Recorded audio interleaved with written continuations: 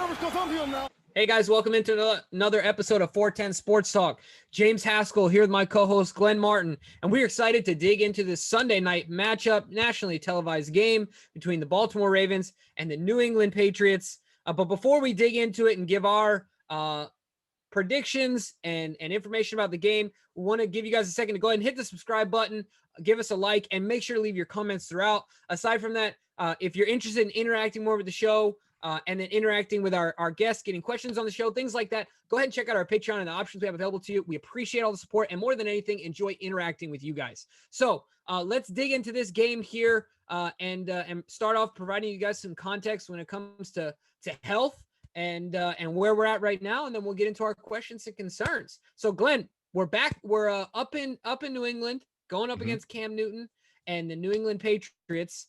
How are we doing as far as health? Who we got come with us? Who's sitting out of this game? What do we got so far? Yeah, so good news. There's a couple guys coming back this game that were the Ravens were without last. Of course, Marlon Humphrey being the biggest name, coming back from the COVID-19 list. Looks like he's healthy, feeling good, ready to ball. So I'm excited about that. Mark Ingram also back at practice after missing a couple weeks with the ankle. So it's nice to see him get back out there. Matt Judon did not practice, however, today with the calf injury. Jimmy Smith did not practice with an ankle. That's not really that worrisome as of yet with those two guys because they typically get 1 day off a week anyway. Certainly Jimmy has. So I wouldn't count them out as of yet. But one guy we can look like we can count out is Calais Campbell, who, of course, had the calf strain on the second play of the game against Indy. And it looks like he will miss this game. But last good news, LJ Fort did come back in a limited basis to practice this week after missing kind of a late scratch to last Sunday's game with a finger injury. So it'll be nice to see him get back out there. Although Malik Harrison made pretty good use of his extra snaps by leading our team in tackles last week. So even if LJ is forced to miss, we know we have some nice depth there. How's the Patriots looking this week in practice? Yeah, so the Patriots are looking healthy. They had 17 players limited, but no one missed. And in fact, one of the names that I think both of us certainly thought was going to be out was Damian Harris, who went out with that chest injury at the end of the game. But even he's back in limited capacity. Now, I do think there could be a little bit of deception there by Bill Belichick as far as like, hey, hang out on the sideline so you can be limited in practice. But some of these guys might end up missing the game. But either way, looking healthy. We've officially now all the guys from COVID, like you mentioned, are back in the fold. That were out. Marlon was the last outstanding one. So glad to see both teams healthy going into this game. Now, as far as the Ravens go, we're still 6-2. We're still second in the division. As I mentioned, if you guys watched our midseason report, Glenn thinks we're going to win we're going to win out the rest of the year. Win out. I think we're going to, does that mean you think we're going to win the division as well? Or do you? Well, I guess we're going to need some help there because we're about 2.5 games back if you consider the fact that they beat us. So, yeah, I mean, I think we'll beat them on Thanksgiving, but we're still going to need some help elsewhere to take the division.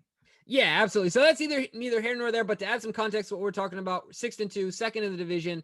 And I think this is an important game for the Patriots more than anything. Also for us, obviously, we need to stay up with the Steelers, but the Patriots are really hanging by a thread as far as their playoff hopes.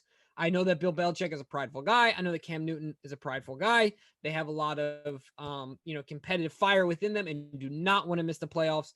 Being 3-5, they can't afford to give up many more else. Stack any more losses up. So let's get into some stats for the New England Patriots. Yeah, and I'm going to do them as a team because we know that Cam was forced to miss a game earlier this season. Great point. So I'm just going to go over their team stats. So passing, they've thrown for 1,618 yards, 3 touchdowns, and 11 interceptions through the air. They rank just 28th in passing yards. Now, rushing, a totally different story. They've ran for 1,277 yards so far this season, which ranks 4th in the league, and 13 touchdowns on the ground, which is 2nd in the league. So certainly getting the job done. Now, on the defensive side of the ball, have given up just 1,775 yards passing this season, which ranks 9th in the league. But on the ground, kind of opposite of how they are on offense is how they are on defense because they give up a lot on the ground. giving up 1,048 yards thus far, which ranks 25th in the NFL. So kind of backwards offensively and defensively with these guys. Good on the ground offensively, but defensively struggle to stop them on the ground. So going to be an interesting matchup because kind of similar offensively in the way the Ravens and Patriots like to get the ball moving, which is on the ground. Obviously, the Ravens have ran for 1,361 yards this season, which ranks first in the National Football League, and just 31st ranked on as far as passing for just 1,415 yards so far this season. So kind of similarities there. Both teams like to get the ball going on the ground and then use that to throw off of. But defensively, the Ravens have been absolutely fantastic. They're 10th in the league, giving up just 1,785 yards passing and rushing the ball. They've given up just 814 yards, which ranks 8th. So top 10 on both sides on defense for the Ravens, but definitely more lopsided offensively. It's going to be an interesting matchup. Yeah, I think a couple other stats to highlight here. One of those, I think you mentioned they have 13 rushing touchdowns, which is second in the league. Cam Newton has 8 of them. Insane. Pretty incredible to think about. The other thing I think that's worth mentioning is two more things. We are a +4 in the turnover ratio. I think that's going to be a big part of this game. Bill Belichick always talks about not having to win every game, but you can't lose the game. The first team to lose it usually loses the game, and turnover ratio is a big part of that in this game. Now, there's an uptick in the Patriots turnovers, but a generally disciplined team, especially in penalties. If I'm not mistaken, the last time you and I talked about this, they were number 1 in the lack of penalties, right? Like yards given up or yards provided to the other team. Yeah, by penalties. There are a few standard deviations off. And of course, we are not there. So something to keep in mind, watch the penalties while, these could be have more impact on the outcome of this game. In this game in particular, maybe more than a normal, not a normal, but a game not against a team like the Patriots. But let's move over into questions and concerns, Glenn, because I got some questions for you. I know you got some questions for me on the offensive side of the ball. This one out the gate, question for you here. Which Ravens team will we see in the first half of this game? Will we see the offense from the first half of the Colts game, or will we see the offense from the second half of the Colts game? What do you think? Boy, I certainly hope we see the second half because it looked like night and day. I mean, going into halftime, I think we had 52 yards total offense, and that included 4 carries for 4 yards from our running backs. That is not a recipe for success for the Ravens. Totally different story in the second half. They came out using they used some tempo, getting the ball out much quicker, obviously commitment to the run game, and it was totally different the way they were able to move the ball. So I hope that we see what we saw from the second half. Now, that remains to be seen. We know that Belichick is a incredible defensive mind, and he will look to take away what the Ravens do best. So it's going to be a wait and see. But I will say that Belichick he hasn't excelled, I guess, against mobile quarterbacks as much as he has against some of the more statuesque. But yeah, look, it remains to be seen because this isn't the same offense we saw last year that kind of took it to the Patriots defense. But also on the same hand, this isn't the same defense that we played last year. They were much stronger on defense with all the guys that, they lost a ton in COVID, but they also lost a ton in free agency. I don't think that's talked about enough. They saw a lot of guys leave and go get paid elsewhere. And I think Kyle Van Noy was one of their biggest losses in free agency. But yeah, I certainly hope we see more of the second half offense this week. But I have a question for you because I think what could really play into what type of offense we see is who's in the backfield behind Lamar. Looking like Mark Ingram is on track to play this week. What type of rotation are you expecting from the running backs, and will Mark's return have a positive or negative impact on the offense? I love that you addressed me with this question because you know that I'm a huge Gus guy. Mm-hmm. So this question weighs heavy on my heart and soul. I think that Mark will retake his spot as RB1 if there is an RB1 on this team. I think that Gus's carries more than anything will go down. I think that JK's will stay about what they've been, but I think that at the end of this game, you'll see Mark Ingram, when it comes to the running backs, have the most amount of carries. Because I think, who knows, Lamar could lead the team in carries like he has in a number of these games. But unfortunately for number 35, I do think that Mark will be given the opportunity to take his spot back, and Gus will maybe go down to like 6 to 8, maybe, carries. But I don't think it's because of Gus's lack of effectiveness. And honestly, I don't think it's because of their lack of faith in him. I just think they have even more in Mark. I just think they think he's a touch better, which would be hard for me to argue against. I'll argue it, but it would be tough for me to argue against it. What do you think? Yeah, it's this is one of the more interesting points about this game is how they divide up the carries and how quick of a, because I agree with you. I think Mark Ingram gets the start, but my question is if he gets the first 4 to 5 carries and he's not doing a ton with it, does he have a quicker hook? Does John go quicker to Gus, or does he stick it out and so I think it's going to be remain to see, but I think it's a good point that I think JK will remain unaffected. I don't see him losing. We've been talking for a while. He needs to get more involved in the offense. So I certainly don't anticipate him getting less involved with the return of Ingram. But I do expect Gus to be the most impacted.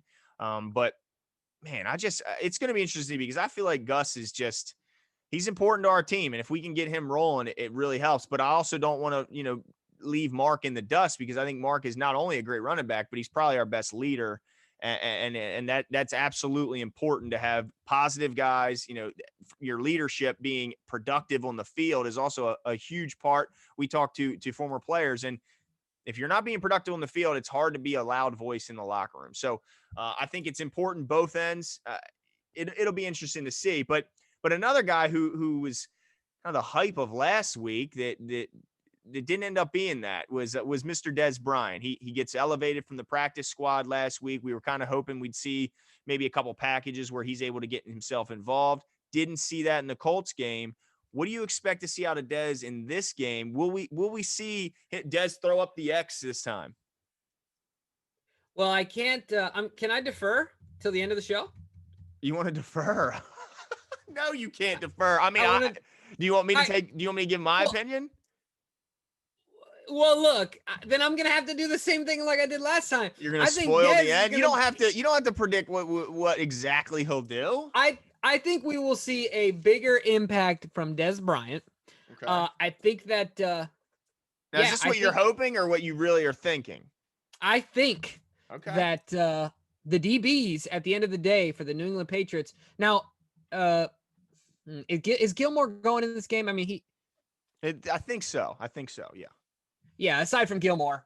Look, I think at the end of the day, I've said this before, Dez Bryant physically is a problem as a receiver. He always has been. He always will be until he can't play football anymore. His physicality, his size, his ability to high point the ball will always be a problem. I don't care if he's got 2 blown Achilles. He can take 2 steps. You can throw the ball up. Guy can be draping all over him. 50% of the time plus, he's going to come down with it because of his natural God-given gifts. So I think that it is imperative. Not only is it going to be exciting, but I think it is imperative for our offense that we get Dez more involved. So yes, I do think Dez Bryant will have more of an impact in this game. What do you think? Well, I guess I kind of hope you're right, just from an excitement standpoint. But I don't know what to expect from Dez because we haven't seen. They've seen him, but we haven't seen him. So, I guess I'm just a wait and see. But better believe if I see him on the field, especially if it's in the red zone or something like that, I'm going to be excited and I'm going to be hoping that he gets an opportunity, especially if he sees a one-on-one coverage on the outside. Absolutely. And if that one-on-one isn't Gilmore, then absolutely throwing the ball and let's see what happens. Let me ask you this because I want to ask you this. Okay. I want to ask you this. All right. I'm excited about this one. I want to get your answer here. But first of all, I just want to say that Dez Bryant, even though he's been out since 2017, if it's not Gilmore, if he's lining up, he's licking his chops. He's just that type of guy. I hope he's always been. I hope he would be licking his chops if he saw Gilmore across from him. You're right. But I mean, you know what I'm saying, though. You see Gilmore and you're like, all right, I got to be on my game. But you don't see Gilmore, you're like, all right, you better throw me the rock. You know what I mean? Right. Like, barbecue chicken, as Shaq says. That's right. So I'm excited to get your answer on this one because something that I've been thinking about all week and I've been waiting to tee it off for this show in particular. Bill Belichick, I still consider to be one of the best defensive architects, one of the best defensive-minded coaches in the NFL, in the history of the NFL. He's always been good at taking away your option one, your two, making you one-dimensional, all those things that people say about Bill Belichick. Mm-hmm. But you also mentioned he hasn't been great against mobile quarterbacks. Lamar torched him last year. I mean, it wasn't even competitive, right? Mm-hmm. But at the end of the day, now their offense is a rendition, at least, of our offense, right? They're the closest to us as far as the way they're geared as an offense. I'm not saying they are us, but they're the closest, in my opinion, to us. So does that concern you at all? Are you nervous about the Patriots' ability to defend our offense, considering they are that rendition of our offense and they see it every day in practice? Yeah, well, I mean, they see a run heavy offense in practice. I don't know how much. I don't know enough about the And I X's think and they see a lot of O's. RPO as well. Yeah, now they do see that. I don't know how much of the similarities you find in the nuances of their schemes, Right. but I think you're right. I think from a fan's perspective, they look pretty darn similar in the way they want to move the ball. They definitely want to move the ball on the ground, and they have a running quarterback similar to what Baltimore has. Now, as far as running quarterbacks go, they're pretty dissimilar if you were just comparing running quarterbacks versus one another, because one is more of a make you miss fast guy and the other's a run through you, wear you down type of guy in Cam Newton. But I think a lot of it, and you mentioned how Belichick is a great defensive mind, and I agree with you, but I think a lot of it comes down to your personnel. And I just don't Yeah. see, I don't think they have the horses. I think they have a horrible linebacking core. You know, I don't see have any fear of their linebacking core. They have a decent secondary, but they're missing some big pieces with Chung out. I just don't think they have the horses. You know, I mean, we've seen many a times where defensive coordinators have had guys in position to make plays and they just can't make the play. You know, whether it's trying to tackle Lamar or keep him inside the pocket. It just comes down to, do you have the guys that can get it done? And I don't think that they have it. Now, I will say, I guess that they are more used to seeing a quarterback that's similar to Lamar, so maybe they get some type of an edge in that category. But I just don't think they have the horses left in New England to stop the rush attack. If the Pittsburgh Steelers can't slow down the Ravens rush attack and they can run for 260 plus on them, I can't imagine a New England defense that right now currently ranks 25th against the rush attack is going to have much more of much more of a chance. So yeah, I give the advantage heavily to the Ravens. Yeah, that's interesting because Greg Roman, of course, in preparation for every game, as you guys know, full and well, he watches all our shows to get all Of course, tips. his Yes, tips. yeah, exactly, tips, tricks, strategy, all of that. He takes a All lot that. of Yeah. stock in 410 Sports Talk. So, Greg, remember when you're thinking about limiting Gus. Remember how big of an impact Gus had in that Steelers game that I fully believe against a top-notch running attack like the Steelers. It is Gus that has the edge over Mark based on Mark's age, time of his career, Gus's ability to wear people down. Not that he had a great game by any means, but he had a solid game. Him and JK were spectacular in combination. Anyway, that's an aside. I digress here, but I am at first, I just want to answer this question as well. At first, I was concerned about it because I thought, dang, Bill's going to come in here and make us compete, make us earn everything, similar to the first half of that Kansas City game where I think it was like 6-3 or something like that when they played Kansas City. And then, of course, they made some mistakes, lost the game handily. The Kansas City Chiefs ended up beating up on them in the second half. But now that I've had time to marinate on my answer, I don't think it's going to make a dang bit of difference because, like you said, at the end of the day, if you don't got it, you don't got it, right? You said it. He doesn't have the personnel. And everyone says we got tape on Lamar now. We got tape on. Everyone's had tape on Tom Brady, Peyton Manning, Drew Brees, all these guys for years and years and years. You can play defense perfectly against Lamar Jackson, and he will just outrun you. Mm-hmm. Mm-hmm. Just that simple. So yeah, I don't think it's going to have that much of a concern. But I know people are concerned about the fact that that is an upper hand that they have. Yeah, no, I mean, no doubt. I mean, look, it's Bill Belichick on the other sideline at the end of the day. So you got to respect what he's done and what he looks to continue to do for however long he continues to do so. But let me ask you about the other side of the ball.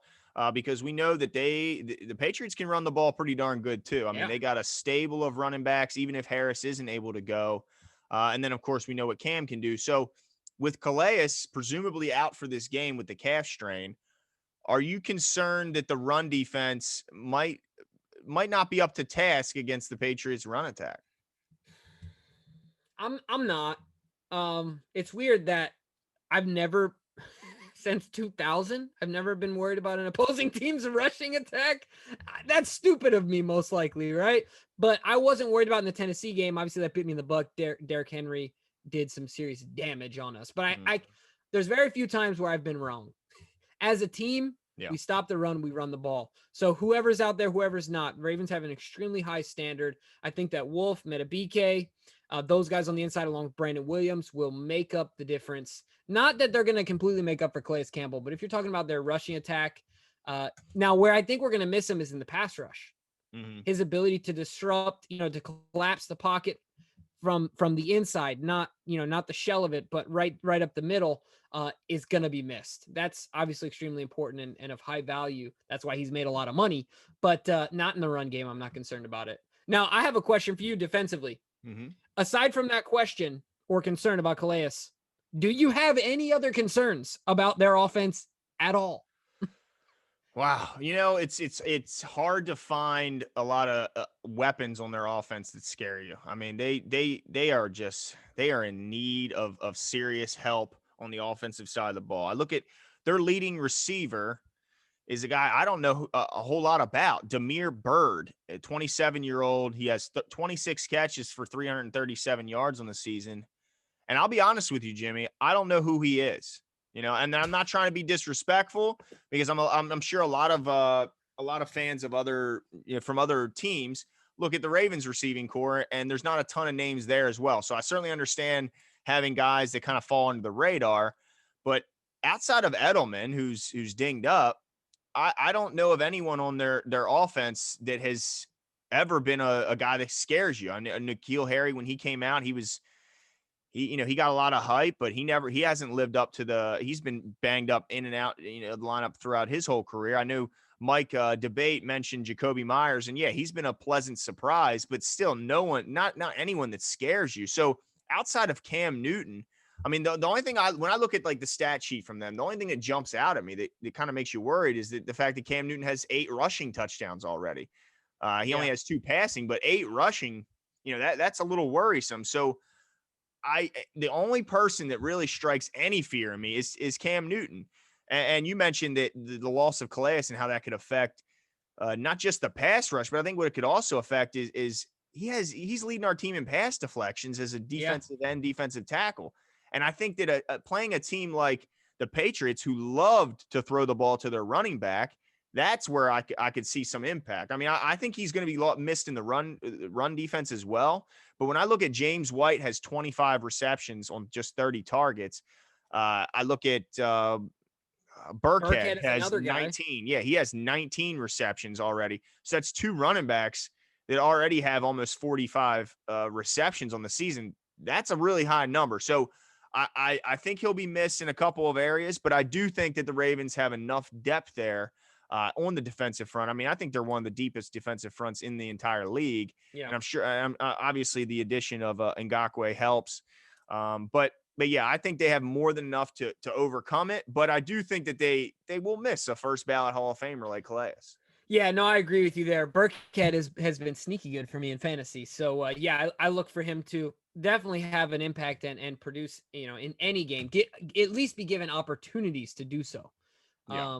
So yeah, that's a great point as well. It's crazy to think that a quarterback is also a power runner. It's just insane to me. Cam Newton is such a rare talent, right? I think some people call him like a dinosaur because he's just so rare in what he can do. It's just incredible to me. I've never seen someone make a football look so small in their hands. Yeah, he's It's not just, just the thing that's amazing to me is that he's bigger than all the linebackers in the National Football League. So yeah, when you hit him, are you really hitting him? Or are you absorbing him hitting you and you both just fall to the ground together? I mean, he's just unique in that He's just so big. And when you have him in the red zone, talk about a red zone threat. We know about, how much of a threat Lamar is in the red zone. Well, when he brings that power offense, he's tough to stop, man. And that's evident with his 8 rushing touchdowns already through a season in which he hasn't played in every game. Yeah, it's crazy to think about that. He's definitely going to end the season with double-digit rushing touchdowns as a quarterback. Easy, right? We're halfway through the season and he's Not almost there. But easy. it's just incredible. So, all right. Well, I don't think we have any more defensive concerns. So I want to get right into our keys to the game. We're Mm-hmm. gonna start with the offensive side of the ball. Glenn, I'll let you give your first your offensive key to the game. I'll let you go first, and then I'll give mine. Yeah, I think I want to see him playing with the same tempo that they played in the second half against the Colts. I think you mentioned, I don't know if this was with Mike or earlier in this show, um, or no, it was in the Lamar show, that getting to the line of scrimmage with the play call in faster, maybe 5 to 10 seconds sooner than we've seen in the past, gives them more of an opportunity to make adjustments at the line of scrimmage. If the defenders are calling out the anticipating the plays we're running, like Lamar's mentioning, um, I think that getting the ball, playing with more tempo, eliminates the opportunity for substitutions on the defense and wears them down. I think that we are more we're able to be more flexible from our packages on offense than they will matching that package with just one. In other words, like, not allowing them to substitute. Yeah, we can't substitute either, but I think we have the advantage big time in that scenario, because I just think we can run more out of our base set than they would be able to out of Yeah. there. So yeah, I think playing with tempo would be huge, and it worked last game in the second half. So why not keep it going and see if it continued? Or what do you like as your key to the game offensively? Yeah, so mine is relatively general, a lot to do with what you said, but mine is just staying consistent. It's to me, deception is important, but at the end of the day, it's about execution. I think that we haven't seen the Ravens play consistent offensive game. We've seen halves, quarter and halves, one quarter, but let's put together a consistent game.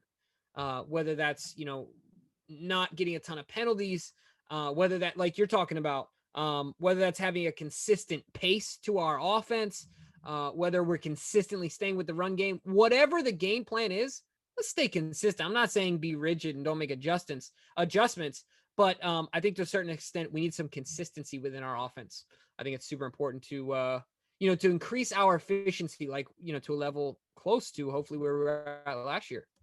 Yeah, which was absolutely unheard of efficiency. Insane. But as far as the defense goes, we noticed last week a lot of penalties in the first half, kept some drives alive for the Colts. Second half, they cleaned it up, and boy, they shut down the Colts offense.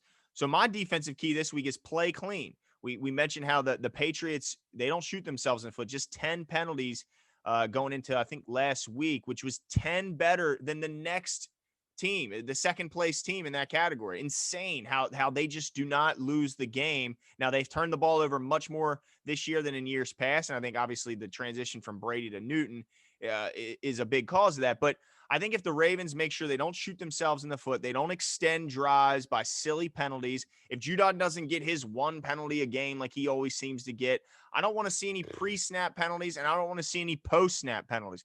If there is a penalty, let it happen between the whistles and at 100 miles an hour, as Wink always says. Let's not have any offsides. Let's definitely not have any late hits or personal fouls.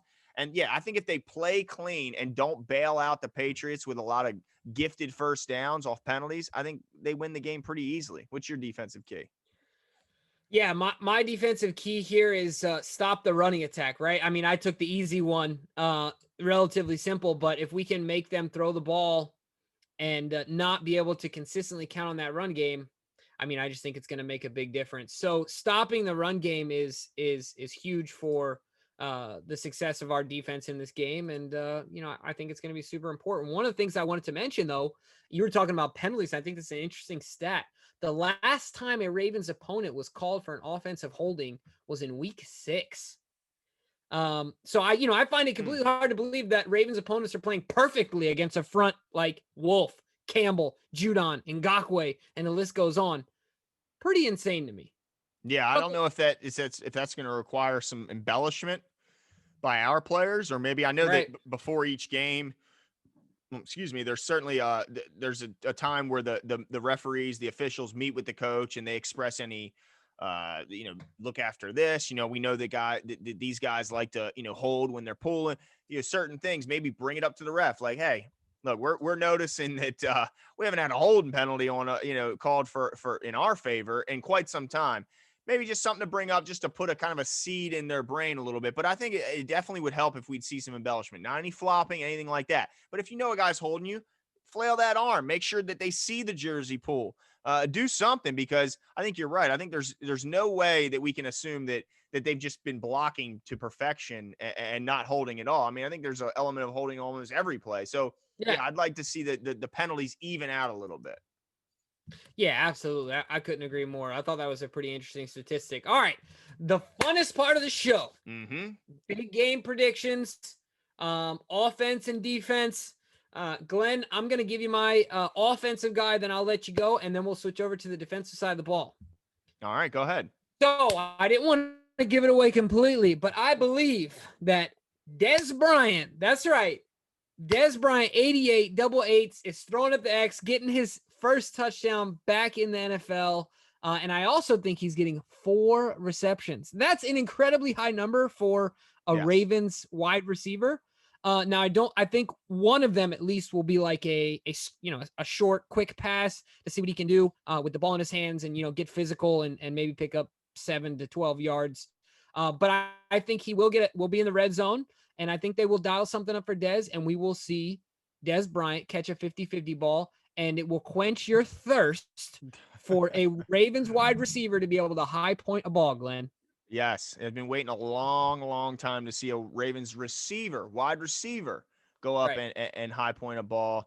We've of course seen it from some tight ends, but yeah, I think that would be awesome, man. If I just see Dez lined up on the outside in the red zone, I'm going to get excited, and we know the Patriots have to account for it. So yeah, that would be exciting. I do give you credit. That is a bold prediction, Jimbo. Yes. 4 catches off the couch like that. That's bold. All right. Well, he's been running for almost a month now. He has. I seen it on Instagram, a couple of videos, but yeah, we'll see. No, I mean he's been in the fold for almost a month now. In the Ravens locker room, it's almost been a month. Yeah, it just seems. Hey, look, I hope you're right. That would be awesome. But my offensive big game prediction is Mr. Mark Ingram gets back into the groove of things. He goes over 100 yards and he finds the end zone. I think they make a point. Yeah, I think the Ravens offensive staff makes a point to get Ingram more involved, to let him know, look, this is how, we still have confidence in you. We still have faith in you. And I think that helps the team. I think if he's going, he's having a good time, he's laughing, he's joking. I don't know who came up with big trust, but I have a feeling Ingram had a big part in it. And I think getting him going and getting him feeling, a little bit of swag kind of rubs off on the rest of the team. And I think that's why the coaches look to feature him, and he takes advantage of that. Wow. All right. Well, okay, I think that's a pretty bold one as well, because is JK so far the only running back to top 100 yards this year rushing? Is that true? I'm pretty sure he is. Wow. Let me I see. mean, who else has done it in a single game so far this year? Well, I thought Gus did it. That's did he definitely, not? and I think that has a lot to do with obviously the impact of Lamar. Did he cap 100? He may not have. I'm looking it up now, but go ahead. Anyway, we can look. Yeah, so I'll move on to my defensive side of the ball. And I think that we in the last show we talked about the defensive backs getting to the quarterback, and I think that we'll see that in this game. I think they're going to dial up a blitz, and the thumper, Deshaun Elliott, is going to pop Cam Newton for a sack and get an interception. So I think he's going to have a sack on Cam, and he's going to pick him off. And it's a big game for Deshaun Elliott. I'm a believer in the Joker. I like what I've been seeing from him. How can you not? He's been a pleasant surprise after a lot of people were, I think we were kind of one of them, that were a little bit concerned after obviously the departure of Earl. We were a little bit worrisome, or a little, the unknown, I guess, had us a little bit concerned. But yeah, actually, I'm looking it up. I don't think he came close in that Pittsburgh game. He got to 87, but I think you're right. I think that might be.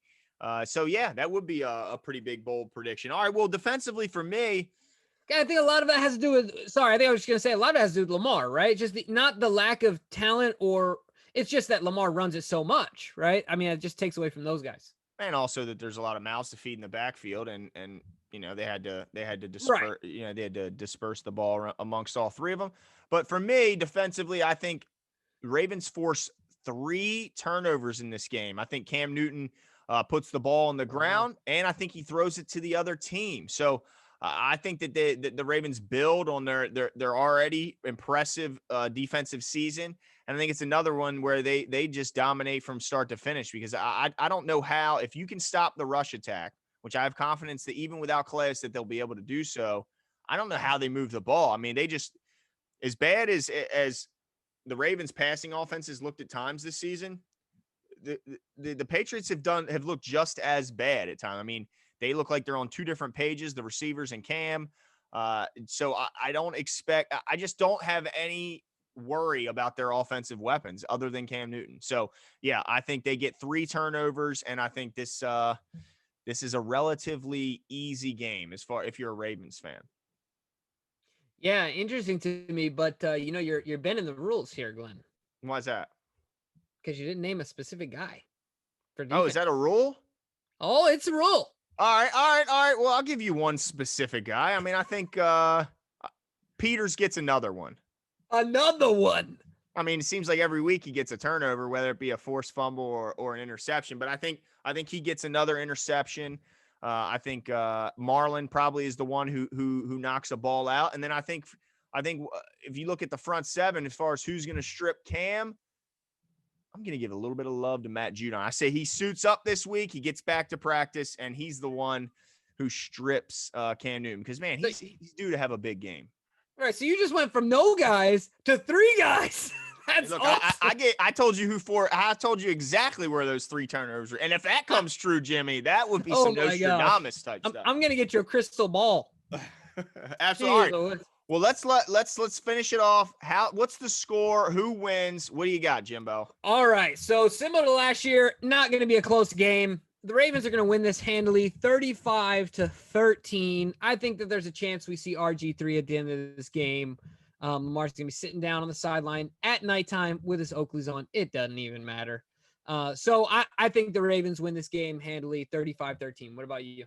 I think it's a it's a pretty easy win. I don't have it quite as lopsided as you. I have the Ravens winning 27-13. Still think they're working out the kinks on offense, and it's not a horrible defense on the other side. But offensively for the Patriots, I just don't know how they get more than 13 points. I think if they were to, it would have to be help from the Ravens offense turning the ball over. But yeah, 27-13 Ravens. Wow, that's interesting. Only because if you're saying 3 turnovers, are any of Mhm. those going to the house? None are going to the house, Jimbo, and they do All have right. 2 field goals. 27. That Yeah. means they will be kicking 2. So yeah, despite the 3 turnovers, just 27 points is my prediction. All right, fair enough. Well, let us know what you guys think. Who's your big game player offensively and defensively? What is your score going to be? Give us your overall thoughts, concerns about this game. The other thing too, are you concerned about the fact that the Patriots have the opportunity to practice against an offense similar to ours? Is this something you're concerned about in them having an upper hand defensively and stopping our offense? All things previewing this game. Let us know in the comments below. We look forward to interacting with you guys, and we'll talk to you soon. See you.